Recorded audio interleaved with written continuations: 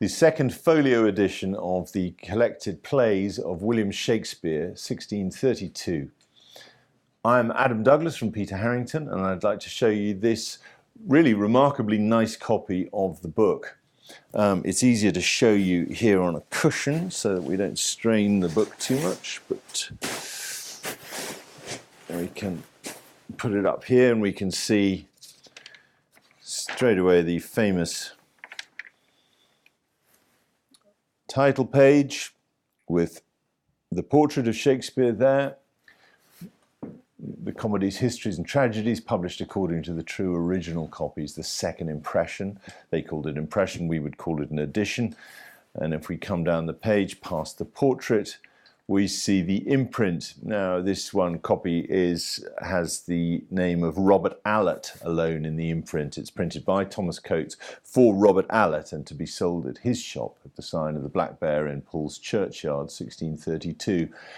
There were about 1,000 copies, people think, of printed of this edition, and there were 5 booksellers involved in selling it, but Allot took the lion's share, people have calculated, of the copies. Facing the title page, on the opposite page, are the verses from Ben Jonson to the reader, which discusses the portrait in the first folio. This was set beneath the portrait, but here in the second folio, the portrait's moved to the title page where it stays for the rest of the 17th century folios, the 4 folios.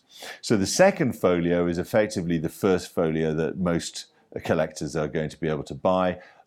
Most copies, the vast majority of copies, were bought up by Henry Clay Folger, who put them into his institution in Washington, D.C. And so first folios are a great rarity on the market. The second folio is the first that most people will see. And here we see this copy is a very nice copy indeed in contemporary, in original state. It has complete, it has all the prelims that we see here, with all the various verses, the lists of famous actors, the verses, again, and a longer poem by Ben Jonson about Shakespeare, lines from Hugh Holland, and we've just skipped past there the epitaph on the admirable dramatic poet W. Shakespeare, which is the first appearance of John Milton in print, although the poem is not signed. That is the first published work in English, anyway, of John Milton, very young still, and honoured to be in this company. So this copy is, as I said, complete. The only problem worthy of note is that one corner of the text at the foot of the leaf which has the signature N2, this leaf here, which is Midsummer Night's Dream, it's hard to see, but I think you'll see the line in the margin. That text was torn away. That portion of the leaf was torn away. And we replaced that with a genuine piece of a leaf from another copy of the second folio. So although it is a restoration, there is no loss, as you can see. It's more or less imperceptible. Nicely done piece of work by our paper restorers. So that is genuine text. There's no loss of text in this copy, although originally that leaf was torn out from this copy. The corner of the leaf was torn out. Other than that, the book is nicely well margined. It has a few little spots and marks here and there, these kind of things, just sort of occasional little flecks in the margin, something like that. Occasional little, you can see here, I think over on the left, holding my little finger there, there's a little, what we call a spill burn, where the top has come off a candle, a little bit of burning material from a candle, and it's just burnt a tiny hole in the paper. But these are the kind of things that are actually pleasant reminders of how this book was used, how it became a key family reading book, how people would act out these plays at home and read from them to each other. Now, if we look at the binding, I'll take it off the cushion again. This is a very pleasant binding of panelled calf. It seems to be 18th century panelled calf. The central panel is slightly off centre, which suggests that it was maybe moved slightly, and there was originally slightly larger, which is possible with bindings of this type. Very difficult to reconstruct exactly what happened.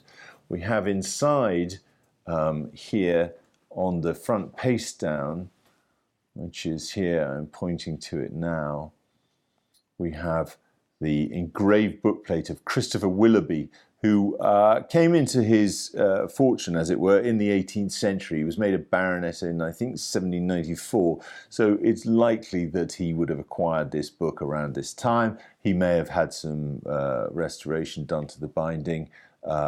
As I say, these kind of things, incrementally repairs to a book over the generations, it's hard sometimes to keep track. But this is essentially a very attractive, superior copy of the book.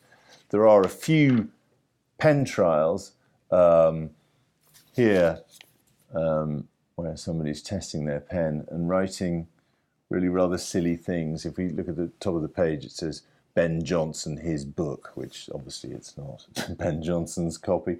And the date, 1708 here, does suggest that this is the sort of time that they were messing around. It might even be 1788. It's difficult to tell, but these are the kind of, no, I think it's 1708. I think these are the early 18th century pen trials, as we call them. But apart from that, those few marks, this is a very good, clean copy of the book, an attractive state. This is the kind of binding that the book would originally have been issued with. The label is probably a later edition, very attractive label, actually. Of course, at the time the book was published, labels were rather unusual in English libraries. People usually contented themselves with paper labels on the other side of the book, because books were shelved with the outer edges outwards. But there was a great turnaround, as they call it, the great turnaround of the 17th century, and the fashion came to relabel your books, so that's probably later than the binding. For more details of this specific copy and other works by Shakespeare and the other Jacobean and Elizabethan dramatists, please see the Peter Harrington website.